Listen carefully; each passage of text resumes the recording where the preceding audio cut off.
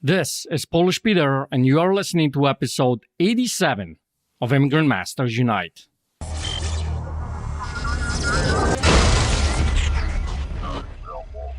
Do you have a weakness that you don't like about yourself? Maybe it's how you sound. Maybe it's how you look. Maybe it's who you are as a person. Like maybe I'm an introvert. Maybe I'm an extrovert. I can't talk to people, or I don't sound right, or you hate your voice, or whatever it might be. Whatever that weakness it is for you, I want to invite you to this particular episode to see how you can actually embrace this to your advantage. How can you make that your superpower? Make that something that's actually going to help you succeed in life. Hey, this is Polish Peter, and welcome to another amazing episode of Immigrant Masters Unite, where immigrants unite and transform lives. And on this particular episode, I invited my old friend. Her name is Dwan. I've known her for over 10 years now. We met at an event that we did way back in the day. We spoke at the same event. And I am just amazed at how this woman operates in life and how her and her husband, this team, were able to create such a successful company. And now they actually went and bought a town that they're rehabbing. Go figure, right? How does someone do that? And we dive a little bit into that and what is the quote unquote secret to success to be able to do that? How you go and buy a town? We also talked about a couple that she mentored. They were originally from Mexico, came here, didn't speak much English, and how she helped them overcome some barriers that they've had, the weakness that they had, to actually be able to use to their advantage to be able to be successful in life. In today's world, that couple, she said, they make about $500,000-$600,000 a year, and how they be able to do that.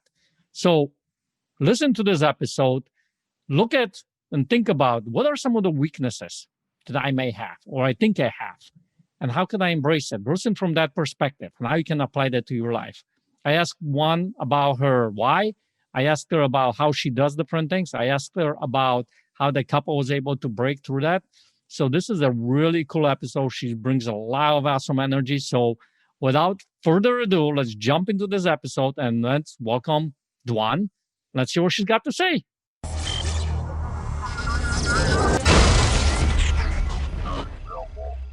So hey, Dwan, thank you so much for being on the Immigrant Podcast. I'm really excited about this, to have you on here. I'm so excited, Peter. It's been a long time, man. You're looking good. Well, thank you. Well, so are you. I mean, you only make me look good on this particular episode. But I've known each other. We know each other for over 10 years, probably.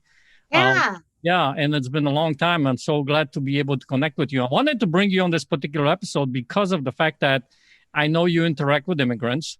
You have some roots when it comes to immigrate. But one thing that struck me as you were talking is, we immigrants, as we come in here, we still have these blind spots. So what if we looked at the perspective from the other side and see how that actually applies to living and being successful here in the United States? So give the listener... Such a good idea. Exactly. So give the listener a little bit about you, a little bit of your story, so they get to know you a little bit, and then we can dive into that. Okay. So... Well, my family actually is from England. So I did my DNA thing, and I am 50% English and about 10% Irish. We're English, Irish, and Welsh. Oh, what is your accent? Well, you just told me that, so screw that.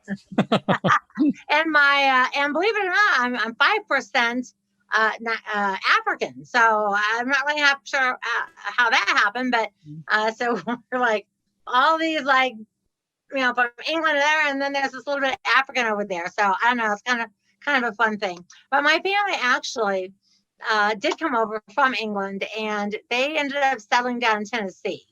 Mm-hmm. So if I have an accent, I guess it would be a little bit of Tennessee. But my mom and dad actually ended up moving into Dayton, Ohio, because in Tennessee, way back in the day, there just weren't any jobs really, because they lived... Probably a word you don't know. It's called a holler. Do you know what that's called? No, a holler? When someone lives in a holler. So like the Appalachian, like the people that live like in the backwoods, like in the woods where there's like no electricity, no running water. It's called a holler. So that was you guys? Well, my parents grew up in an area like that, which is why when they became 18, they moved into Dayton, Ohio, because Dayton was, an upcoming city and there were jobs, and it was back in the 50s. So Hmm. my parents are 83 and 84 right now. So a little bit of background. So our family basically grew up very Southern, like Southern parents, So you got some Southern roots in there. grandparents. Like the people that make you go get like a switch off the tree to whip your own butt, like that kind of a thing like that. So, yeah, very, listen, I was very well behaved as a child because Southern parents don't tolerate anything. I don't know if you've ever been around Southern parents, but man, they tolerate nothing. You mind and you do what you're told to do, or you get your butt kicked. So What happened? I was a very obedient child. I went crazy when I turned 20 and moved out of, went to Florida. Oh, So I started off, I don't even know if you even know my story. In my 20s, so I turned 21 in 1980. So living in America in the 80s in Florida, it was the disco, cocaine, champagne. It was mhm. very wild and very decadent, and I was like all in. I worked in the nightclubs, I snorted cocaine, we drank champagne, we were just insanely crazy in the 80s. Mhm. And as the 80s came to an end, I got married, decided to have a baby, do the stay-at-home mom, raise my kids, be the room mom, the homeroom teacher, all those fun things that I had envisioned doing, when it was time for me to settle down. But when my daughter's father was only 8 months old, we actually split up. So I had an 8-month-old child with no education Mhm. and no job skills because I kind of just partied and worked at clubs all the way up till I was 30 years old. So now I have an 8-month-old baby. I have no car, I have no business, no education, no nothing. And I have to raise this kid. Like I'm a single mom Mm. with a husband that's actually in jail Wow. for drugs of all things. So it was really rough. It was one of those times where you sort of have to make a decision like, Right. well, do I go back to work and put her in daycare? Or do I really, really go out and try to do something on my own and raise this child and see how I do? Mhm. So I thought, well, I guess I was smart enough to know that if I got a job, I would probably have that job till she turned 18, Right. which would put me at almost 50. Right. And then I thought, but if I work for myself and I fail, I can still go back and get a job. So Right. that was kind of my school of thought. So I thought, you know what? I'm going to work on my own. I'm going to do something by myself. I'm smart. I can figure something out. And I mean, honestly, I have like high school. I know no college, no nothing, no real job skills. I've been bartending and stuff for a decade. I have like no skills. I had people skills, but that was about it. Well, that's what matters. I mean, where you went, right? What you started doing, that's Yeah. what people see come in. Yeah. So, working in the clubs for all those decades, you talk to anybody, and I can talk to anybody. And I actually was just really praying, like, Lord, I need something. Like, what do you want me to do? I don't want to get a job. I really want to work for myself. I have no idea. I don't even know what I could possibly even do. And I met a couple of guys that were rehabbing houses. So they said, well, we buy them and we fix them up and we sell them. So now I'm really naive. So my brain hears them say, we decorate houses for a living. And I'm like, I love to decorate. I mean, look at my background. I love to decorate. I can decorate houses. So for real, I swear to God, with every inch of my soul, I went out door knocking, looking at houses, thinking that I was going to decorate houses and sell them. I had never rehabbed. I had no idea what rehabbing was. I was so far out of my box on that first house. And so I literally went door knocking with a baby on my hip and found that first house and worked with this woman, Barbara, and she moved out and I had to move in. I didn't have money to like have an apartment and work on this house. I was living on credit cards. I ended up being like $65,000 in credit card debt. And this is like 30 years ago. So Wow. that's a lot of money. $120,000 worth of credit card debt today. Yeah. And I moved into the house and I did what I knew how. I painted, I had carpet put in, I custom made some blinds, I decorated the house. When I was looking around, I was like, man, this house looks like crap. It needs so much work.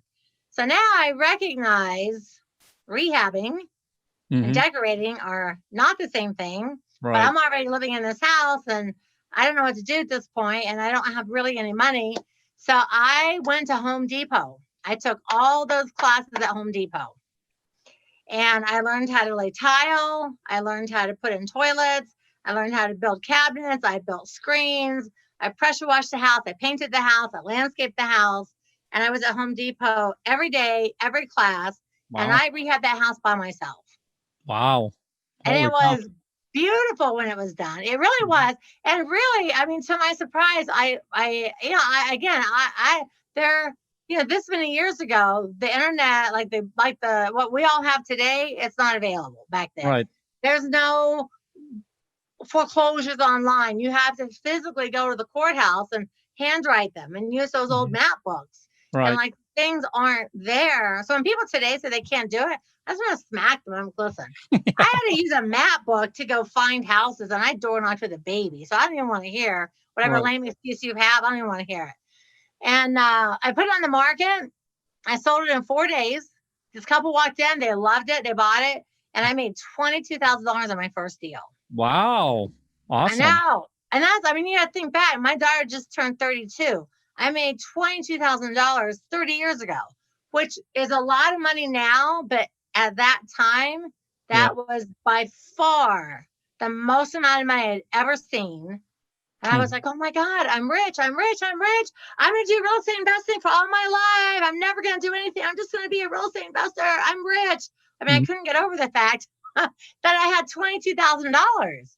Right. And so I'm single. She's a baby. So I found another one. I moved in.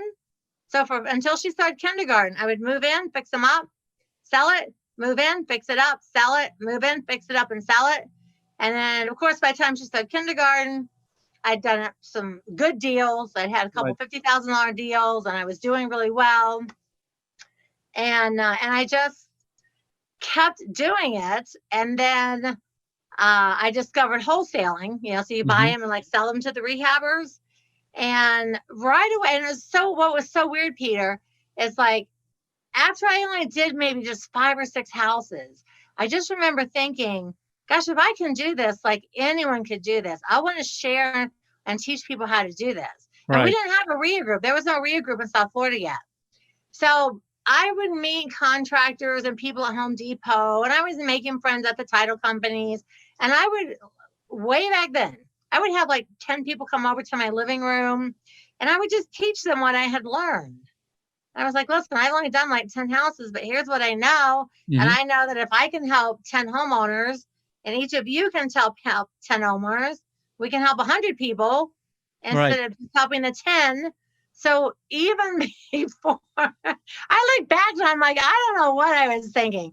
I bought a house thinking I was going to decorate it. I started having people come to my living room and just sharing this tiny bit of knowledge that I had.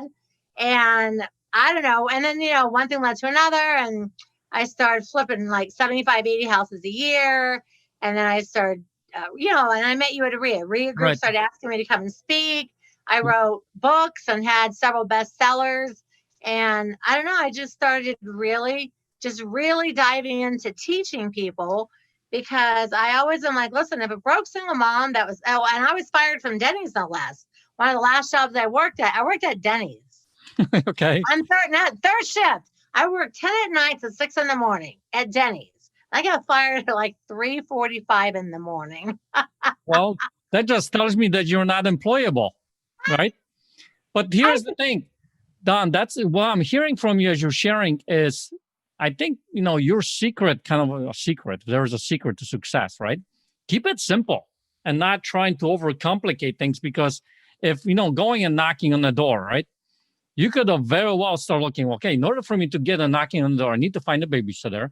Then I need to go and figure out, how do I actually go up to the door and knock on the door? What do I say to them? So I need to go and talk to somebody about that. Then I need to go and find out, well, what neighborhood am I going to go knocking? Is this going to be a good neighborhood? This is going to be a bad neighborhood? Should I go knock on this house or whatever? You just want to start doing it, right? And I think that's a big difference that I see with a lot of people who are struggling versus people who are doing it. And Peter, the reason I didn't do all those things you just said is because I didn't have enough knowledge to even think that far along. Exactly. Right. And I think that people, one of the things, and I know you find this too, one of the things that drives me the craziest about people is I'll see somebody like at the Ohio Rio where you and I met, and they'll say like, oh, well, I'm working on getting my LLC. And then I'm going to get this, and then I'm getting that. And they spend so much time prepping that they never do it. Right.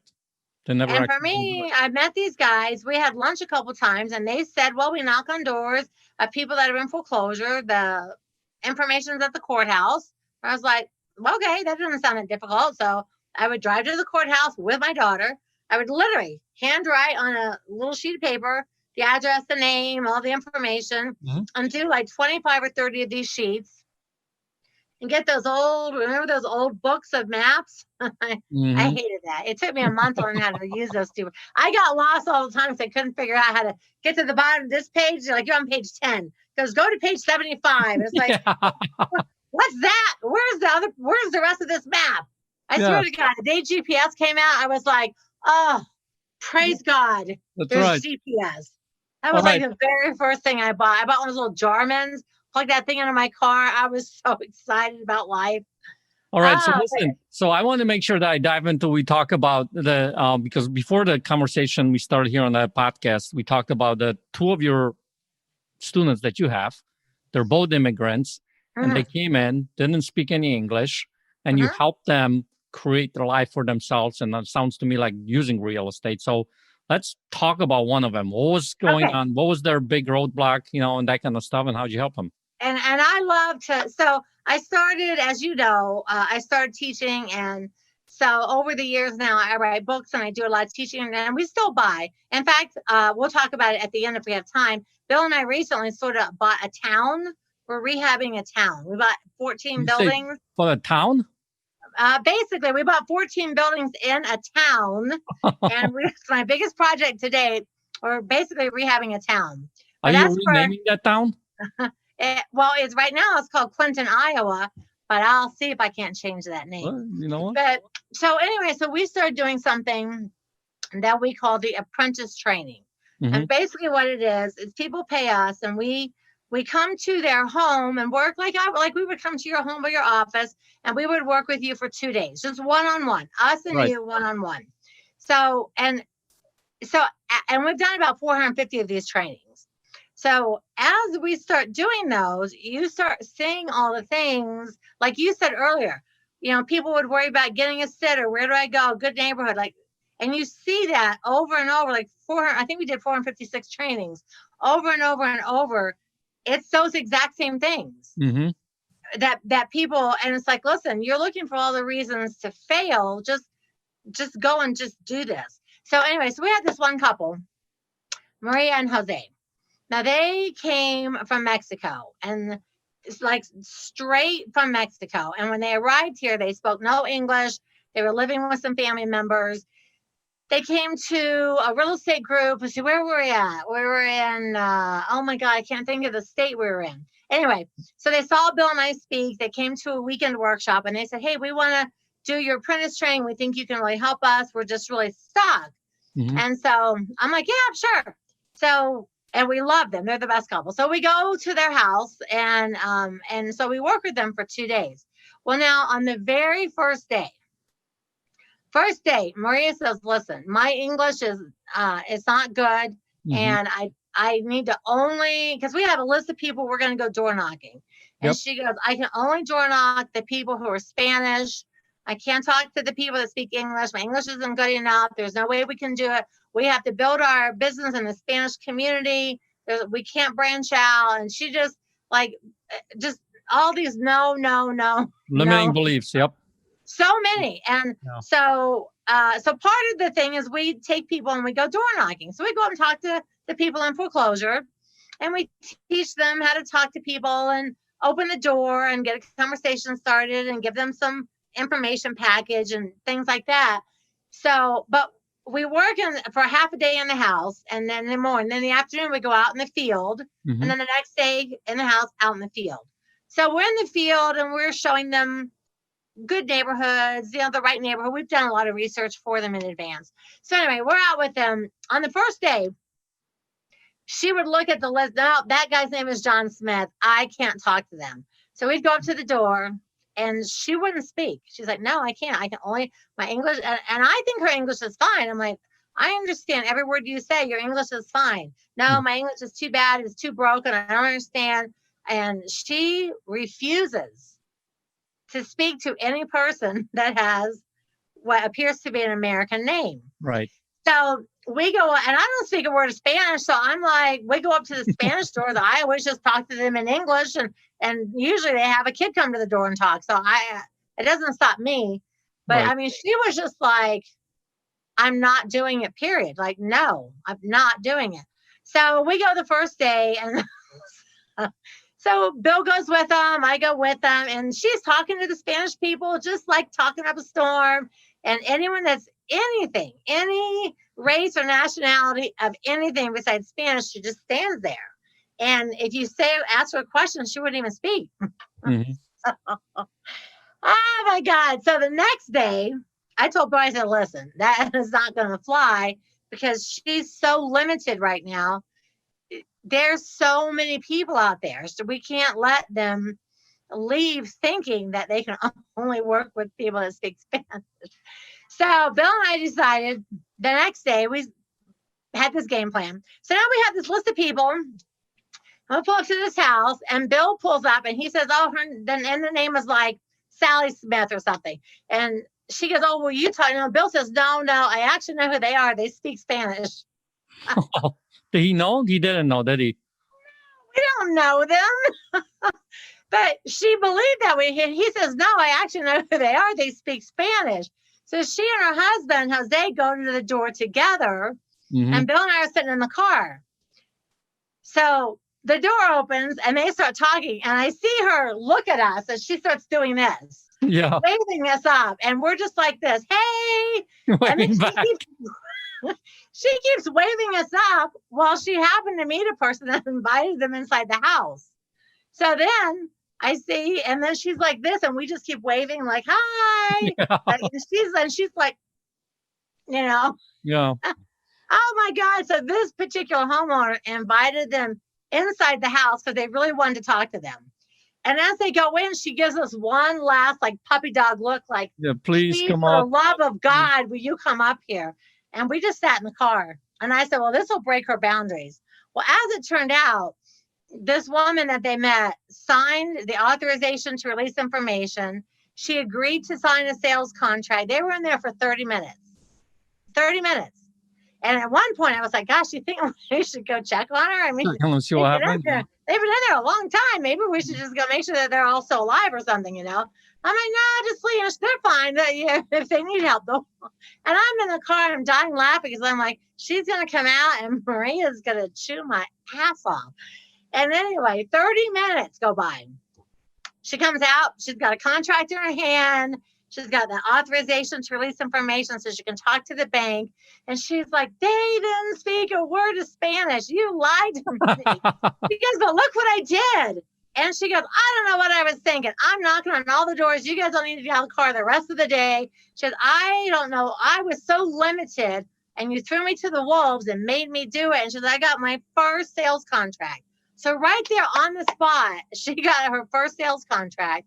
And all those walls just disappeared. Right. And the rest of that day, we knocked on like 30 doors. And she went up with her husband. She said, just let us go alone. And they went up and they talked to people, all races, all nationalities. They got all kinds of authorizations signed and just all kinds, so much. And the thing that was really neat about it was at the end, is like she was hugging me and she started crying. And she's like, I really didn't think I could do this. And she said, I'm an immigrant. I don't speak English. It's not my first language. I didn't think we could do it, but we want to. And we really want to help people. And she goes, and you just threw me to the wolf and like left me up there. But then I got a deal. And she was just so thankful. I mean, like she was just crying and hugging me. And so, of course, I start crying. I'm hugging her. And she's like, you guys have literally changed our lives.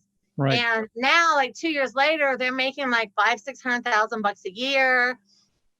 I don't know if her English is better or worse. It sounds the same to me. But they're doing deals all over their area. All kinds of people. They've got their kids in a private school. They brought some of their family members over. And like really, like that weekend changed because the husband he didn't talk. He's like, I'm not talking at all. So I never did get him to talk. he did not to spend nothing. He's like, I'm just gonna stand next to her. So he never spoke the whole weekend anyway, which was fine because she was the one that wanted to do all the talking. I think he just goes to be with her. But it was really just one of those life-changing moments for me too, because I just thought of like all those barriers that she had. Those aren't things I think about. Right. What do you mean for you yourself or them students? For me, like I don't think about, well, I can't talk to these people because I talk to everybody. And I don't think, like even in the beginning, like you were saying, I didn't think about getting a sitter and what do I do? And I don't know how to like I don't know. I don't overthink things, I guess, too much. And she was just very life-changing for me because I didn't realize how many boundaries people set up in their head when they're not from America as to why people won't want to work with them. And I was just like, listen, you are a very beautiful woman. Your accent's beautiful. Your grammar's great. I understand everything about you and you're so friendly. And if you knocked on my door, I would talk to you in a heartbeat. Yeah. You know what? And that's a really good point that you're bringing up because as you were sharing this, which is a really cool story, obviously. I mean, I had a whole journey. I don't know if you heard my story about the whole thing with an accent. And the listeners, if you've been listening to my show, you heard my whole story about the accent. I've had a horrible story like, no, I can't do it. People don't listen to me, don't like me. They blah, blah, blah, blah, blah, right? So there is all those kinds of barriers. Even as you were talking, I'm listening, I'm hearing my mom. She doesn't speak English very well. She constantly says, well, I don't know how to talk to people. I don't know what to say. I don't know what to do. I don't know, right? And there's been times where she'll call me and she'll ask me to go over there to help her, call somewhere, right? Yeah. And I'll sometimes I actually can't do it because I don't have the time till about next 2 days later or whatever it might be, or a day later. And I'll go over there and she already made a phone call. And I'm like, what happened? She goes, well, I called, I talked, and it's done. I'm like, well, what do you know? Huh? Right? So breaking through that barrier and I've seen her actually have conversations with people sometimes. I mean, English isn't perfect, but she gets the point across. And that's one of those things that we have so many barriers in our head, so many what ifs that's starting to go on people's. Like, she's like, for her, probably, I don't know what kind of a barrier she had in her mind with being able to speak, but it's like, well, what if they laugh at me? Or what if they say no? What if they don't understand me? What if this? What if that? Right? And I think for you, the what ifs don't even show up, do they? No, I never think that way. I just go for it. And then I'm always like, well, worst case scenario, I'll turn directions.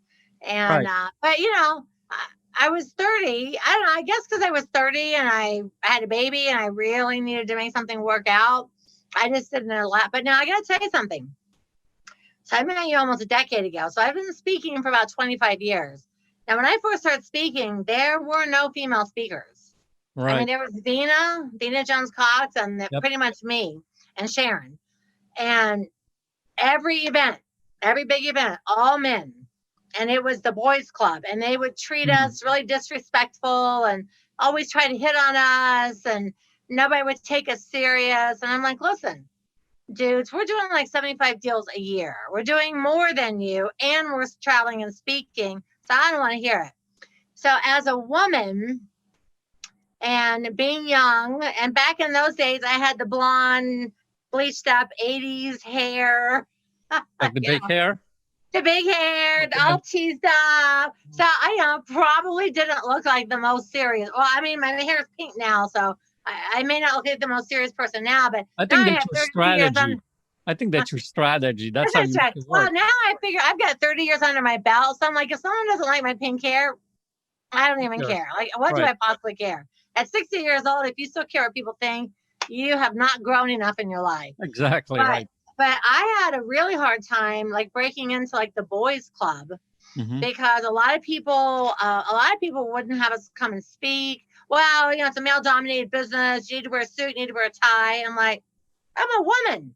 I've got like girls. They don't fit inside a suit and tie. Like, I can't be like that, And I had a hard time just in the speaking part of it, breaking into the boys club, being taken seriously, not getting hit on, and people actually realizing that I was super smart, Right. And So let me ask you this. So how do you deal with that? How do you deal with that adversity? How do you deal with that, they're, laughing, or they're saying, well, you're not, who are you here to jump, and come in and start speaking, this is a boys club, whatever. I mean, it really was. I just, I just kept showing up. I kept speaking. I kept outselling them when it came to products and things like that. And they started noticing that, like, you know how you go to these events and, the speakers sit at tables and people come and talk to you. And I think they started noticing, like, I'd have so many people at my table because there's so many women in the audience. And I think they felt more comfortable talking to another woman. And then, I had to get a couple bestsellers and there's a whole bunch of stuff before people were like, oh, wow, I guess one's the real thing. And I was like, I've been the real thing for like a decade. So it definitely took me, but I was always just like, well, I'm not going to let anybody stop me. I want to teach people how to do this because I always go back to, if a broke single mom that was fired from Denny's can become a millionaire through real estate investing, there's nobody that can tell me they can't do it. Right. And I love that. There's no excuse you can give me. I'm like, listen, my husband got thrown in jail. I had $75 in my purse. I got fired from Denny's. I had a baby. There's nothing you can tell me about why you can't do it. So when people start giving me excuses, I'm just like, nah, I don't even want to hear them because they don't make any difference. They're excuses that are in your head. I got to help you get past those. Right. I love that because I think if you have that kind of a mantra or whatever you want to call it in the back of your head, right? Yeah. It helps you break through all kinds of different barriers. Like my mantra is like, hell, if a Polak can do it, anybody can do it, right? And I use that to my advantage kind of thing, right? Because there are so many things that you hear about Polish people, this and this, which is not true, obviously, but it's... But there's all the Polish jokes. Yeah, there's all these Polish jokes. So I'm like, you know them. And I've listened.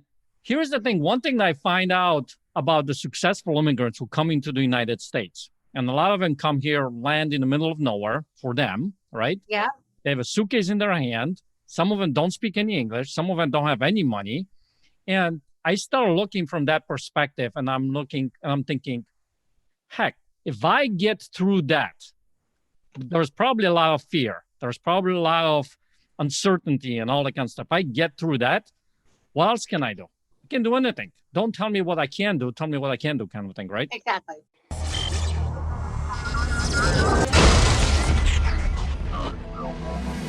Hey, so we're going to get right back into this particular episode because I love what Dwan is sharing here, but I want to invite you to a conversation with me. Have one conversation with me that hopefully will maybe open up a limiting belief that you have or break through one of those beliefs. We all have those little blind spots, those limiting beliefs that we deal with on every single day. And whether it's in business, whether it's in your life, whether it's in relationships, or whatever it might be, I want to offer you to have this kind of a conversation with me because I've been blessed to be able to poke in people's lives. And I want to poke in your life in a little bit, if you allow me, to help you uncover what is the limiting belief? What is the thing that's stopping me from actually being successful? Because if you are not successful, I want you to consider something. There's something in a way that's preventing you from getting to where you want to go. And now, like that particular couple on this episode, there was their accent and the view and all that kind of stuff. So I want to give that to you for free, no obligation. Now, why do I want to do that? Is because back in the day when I was struggling with it, someone came to me and offered me to have that conversation. And it had a tremendous impact in my life. And I still remember this conversation had a tremendous impact on my life. I want to give that to you. So oneconversationaway.com, that's number one, conversationaway.com. Head over to that URL, that's oneconversationaway.com. Fill out the short form. It's free, no obligation. We'll jump on that call on Thursday at 1 p.m. if we align, if this is a great fit. And I'll help you just have this conversation. And I'm really doing this because I want to give back to those of you who are struggling with something. And if you really enjoy the conversation, I'll provide a great value to you. Maybe you will want to do more business with me, all right? Maybe become my student or whatever it might be. So oneconversationaway.com, and let's get back to this particular powerful episode.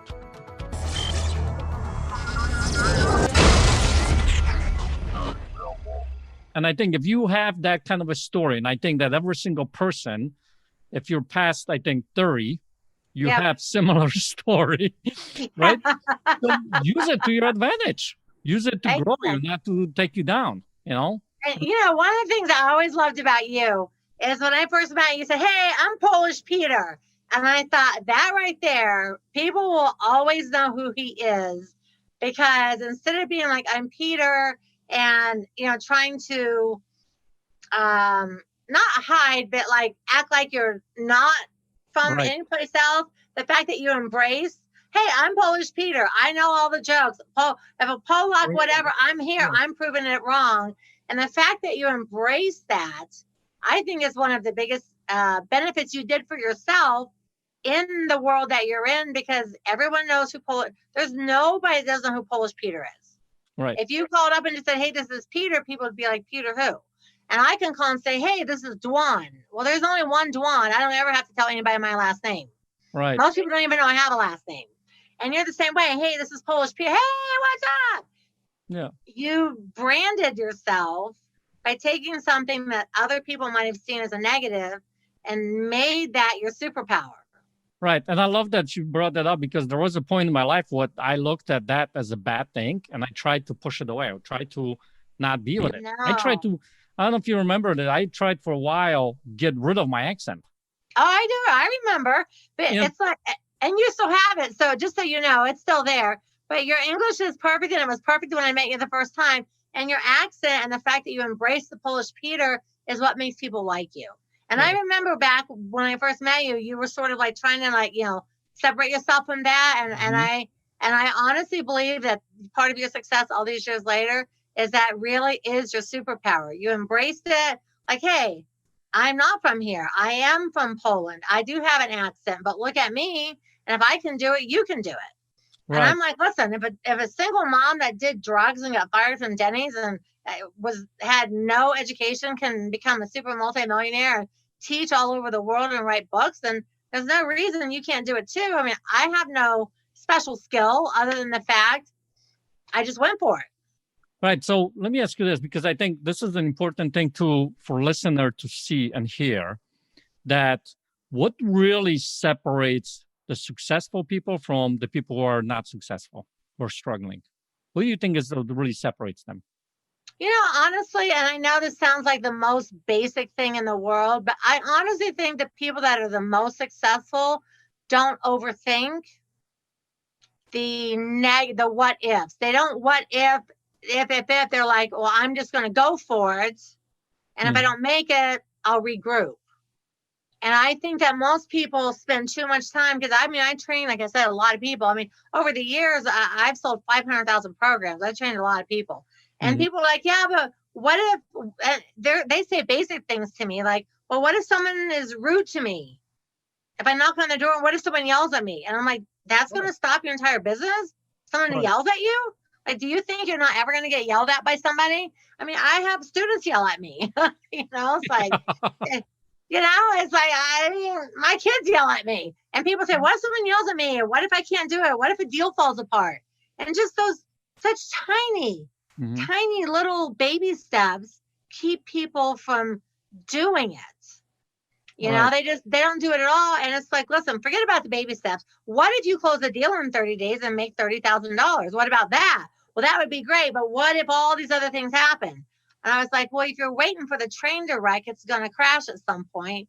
Just stop looking for the what ifs and just turn it around to like, hey, what if I do close a deal? What if I am successful? What if I embrace my Polish Peter accent instead of hiding from it and I become like a top trainer in the entire country? Like, what if I embrace the crazy and have my purple hair and I'm insane and people love that about me? Like, I think people have to embrace the things that they're terrified of. Right.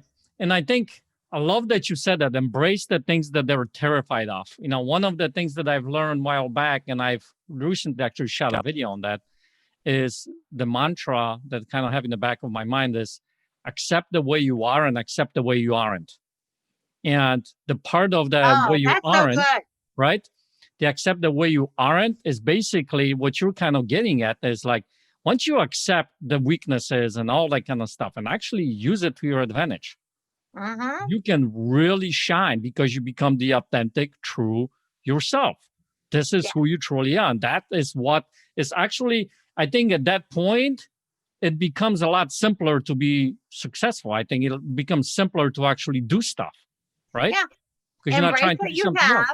And the things that you're not good at, you know, my thought is like, I tell every single person, I say, listen, all my students, I say, look, at some point, you're going to need an assistant. You're going to need to do a lot. There's paper, and it's real estate deals. You know, this is this. I said, so when you get making money, hire someone to do the things you don't like so you can do the things you do like so you'll enjoy your business. So for me personally, I can't even begin to tell you how much I hate paperwork. I see a stack, even if it's a stack of closing documents, I see this high, my chest just clenches. I'm just like, okay, I have to do this to make money. So the first person I hired was, I called her a transactional coordinator. I hired someone, my first employee, to do paperwork. Because I love the deals and the people and the training, but the paperwork, even though I wanted that paycheck, the paperwork was so daunting to me that it would like wreck my day for 3 days for the paperwork. So I thought, okay, I don't like it. I'm not good at it, but it's got to be done properly because again, I'm trying to close a deal. I got the title companies, you know, there's a lot of paperwork involved. So my first person I hired was someone to do paperwork. And my first person I hired, like to help me at my personal house, I hired a housekeeper, someone to grocery shop and clean my house and do the things I don't like to do. So I started hiring things that I didn't like doing. Yeah. I learned how to do the paperwork because you have to learn how, and then you can hire someone to do it. Right. You can't hire someone to do your closing documents if they don't know what they're doing and you don't know what you're doing. Yeah, exactly. And I always tell people, like, listen, as you grow and your business gets bigger and bigger and bigger, the things that you love and you're naturally good at and the things that you embrace and that make you have fun in the business, do those things and hire the things that seem daunting and make you not enjoy it. So whatever part, whether you're training or real estate investing or you're a housekeeper, you know, hire the things you don't like, but keep a close eye on it. Make sure it's done right. And then you'll end up enjoying the business better because you get to do like all the fun stuff all the time. Right. Exactly. And that's, you know, and you are the person who goes and talks to the seller. You're the person who. And I still do. And all the buildings that Bill and I bought, we went and talked to the people in person, every single one. We have 14 buildings. I think about that. I'm like, I don't know what we're thinking right now, but we're in this massive rehab project. But we went and talked to all 14 of those people that own those buildings. We worked out all those deals. We worked all that out. And then we sent it to the title company and said, we'll show up for the paperwork. And there was no paperwork on our side except for a sales contract because neither one of us liked doing all that. Now, obviously we made sure it was all right. But I still like to go talk to homeowners because I know I'm changing their life. Because when I was that broke single mom, I lost my car and my house. So I went through foreclosure and a repossession and I had a husband in jail. So I get it. It was a very dark, low time in my life. And so I understand homeowners losing houses in foreclosure. They're in a low time of their life as well. Right. And then I know that real estate was like my shining light and it basically raised me from the dead and gave me a life and a skill and a career. And I raised my whole family and now I've got grandkids and like everyone's in the business. It was an amazing thing. So I know that teaching people, I can have that same effect on them as well. Right. And so those are my two favorite things. And those are the two things I still do even 30 years later. People Exactly. are And like, I well, don't think, why do you talk to homeowners? I'm like, I like talking to them. I like helping them out. I know how they feel, and their life sucks right now. I get it. I was in that exact spot. shoe. Yeah. Right. So listen, do you think you'll ever stop? No. No, I know What you I wouldn't. do? Yeah, exactly.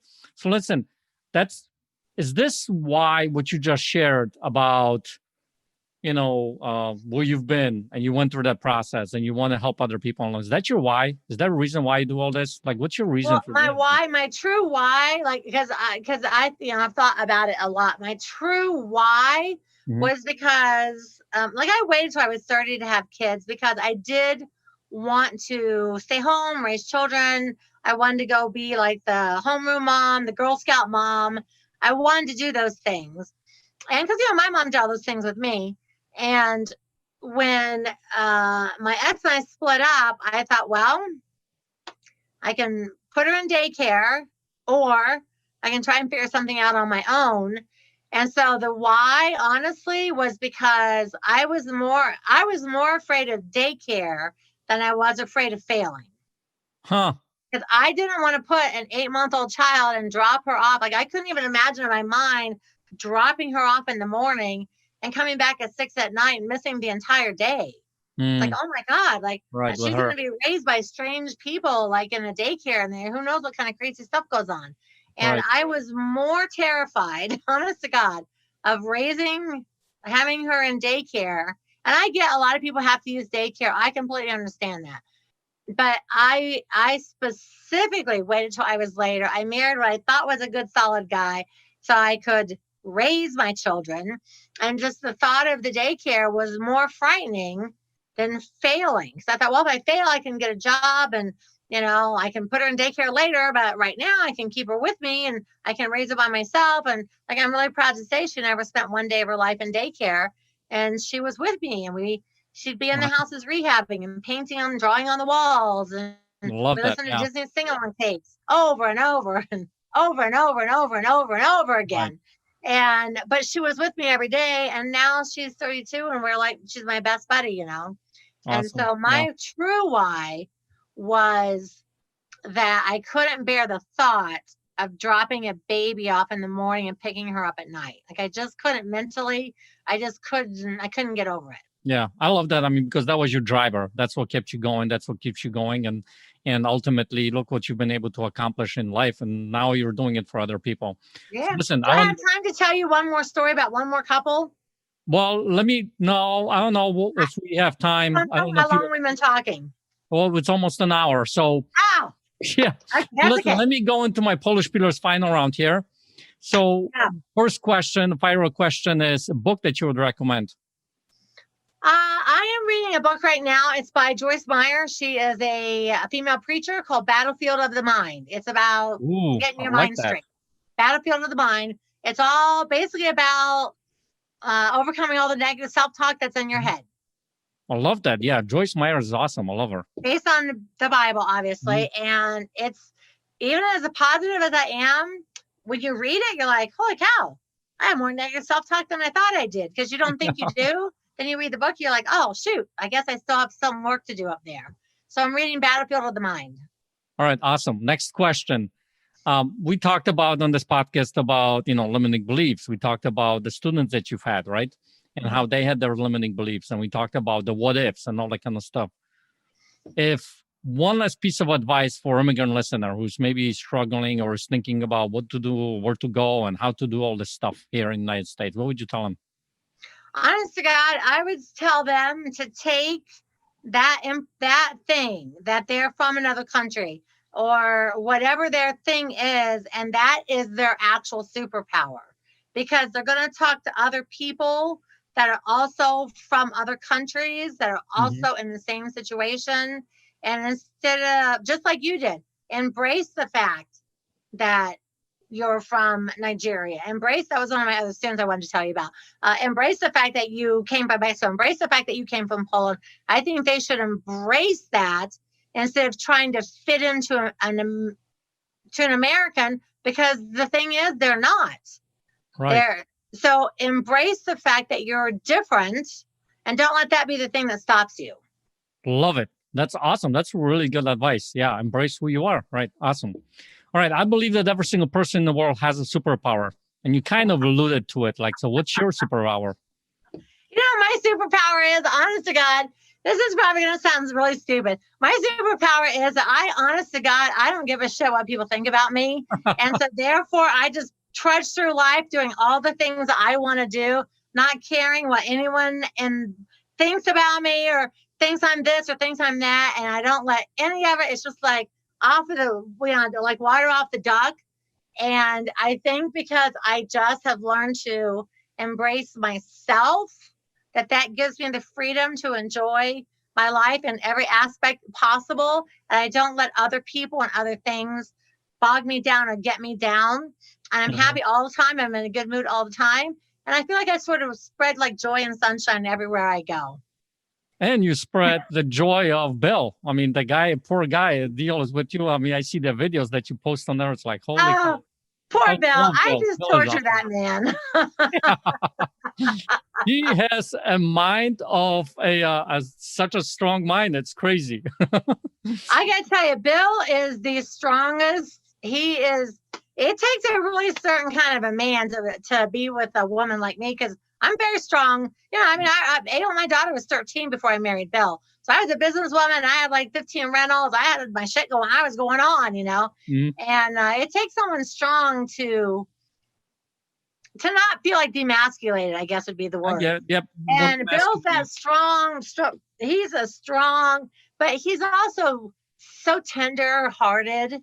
Mm-hmm. Like, people don't realize how sweet he is inside. And he's tender and like he'll cry, but he is like a macho powerhouse kind of a guy. And I think the two of us together just make a good team, because we just tease each other day and night. We laugh all the time, and we really honestly love working together. And it shows, and I love that. We love it. We have, I don't know. I mean, of all the couples I know, like intimately, I feel like we get along better than anybody I've ever met. Awesome. I love that. Here's another question, kind of might sound odd. Would you rather be completely invisible for a day or be able to fly for a day? Invisible or fly for a day? Well, I think, gosh, I don't know. I think I'd rather fly. Because if I was invisible, I'd hear people talking about me, and it might ruin my superpower of not caring what people think. So I don't want to risk my superpower. So I think I would fly all around the world for a day. Where would you stop by? Where would you want to go? Well, I'd go to Poland and see where you're from. See, great answer. That's why I have you on the podcast. And grab you in my wing and say, let's go. Show me where you're from. And I'll be American Dwan, and you be Polish Peter. All right. I got some good food that I could share with you over there. That's very cool. Trust me, right. I would eat all of it. I know. So listen, last question. If somebody wanted to reach out to you, maybe have you mentor them or talk to you or find out more about you or just connect with you, how would they do that? So, well, my name is Dwan. So my podcast and my website is Dwanderful, like wonderful, but Dwanderful. Awesome. So it's DWAN, Dwan, DERFUL, Dwanderful.com. And everything about Dwanderful.com, it's all there. I love that. Listen, Dwan, so glad that I got to connect with you. Go over there to see Dwanderful.com. I want to know if my accent screwed that up or that sounds good. It's even better. The accent's better. All right. So if you want to reuse it, you can. Just pay me some money for using that, There you go. Wonderful. I love it. Well, listen, thank you so much for being a podcast. I really appreciate your listeners here. Thank you for listening on this podcast, because guess what? Without you, I wouldn't be able to do what I do. And I get to interview some amazing people like Dwan here and share their stories. And one big takeaway from this particular episode is don't let your inner voice stop you. Embrace your inner self, who you truly are, and use that to your advantage. So thank you, Dwan. And for listeners, looking forward to seeing you next podcast. Thank you, everybody. Yep. Ciao.